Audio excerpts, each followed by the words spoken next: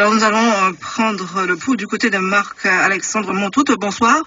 Oui, bonsoir, je vous écoute. Vous êtes réalisateur et vous avez en 2013 tourné un documentaire qui sera projeté chez nous en décembre prochain, consacré à la violence. Et vous avez plongé au cœur de la violence et vous avez pu rencontrer ces jeunes qui sont peut-être des auteurs présumés en devenir, qui sont dans une forme de délinquance. Est-ce que ça a été peut-être difficile pour vous, la réalisation en tout cas, et la prise de contact de ces jeunes délinquants, ou peut-être plus âgés aussi? Est-ce que la démarche a été aisée? Alors, avant de répondre à votre question, je tiens quand même à saluer vos intervenants, en l'occurrence M. Spéronnet, qui lui, effectivement, participe à ce documentaire. Donc voilà, le petit bémol que j'aurais quand même par rapport à cette émission que j'écoute depuis le début et qui est très pertinente, c'est qu'on parle d'une jeunesse. Mais je trouve un petit peu dommage quand même que sur le plateau, on n'ait pas un jeune autour de cette table, un jeune Guadeloupéen qui lui aussi, malheureusement, est dans le quotidien et c'est ce qu'on appelle justement, peut expliquer justement, pourrait expliquer ce phénomène de violence.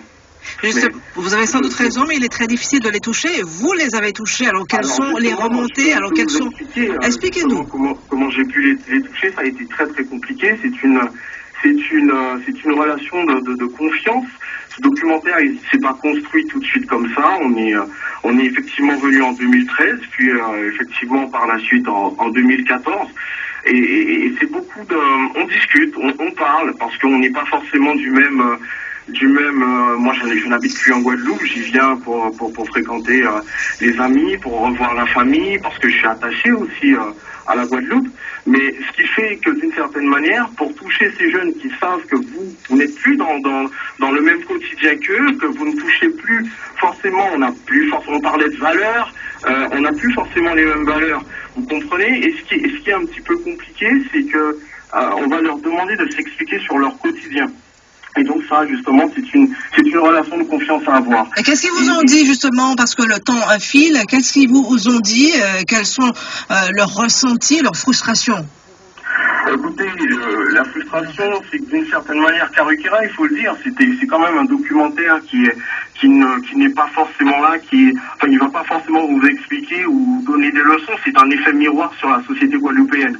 C'est-à-dire qu'un jeune qui va vous expliquer son quotidien, c'est un jeune qui va vous dire éventuellement qu'il n'a pas forcément de travail, qu'il va vous parler des politiques qui ne font rien, qu'il a grandi dans des quartiers difficiles. Mais on a aussi dans ce documentaire des jeunes qui ont grandi dans des quartiers difficiles et qui s'en sortent.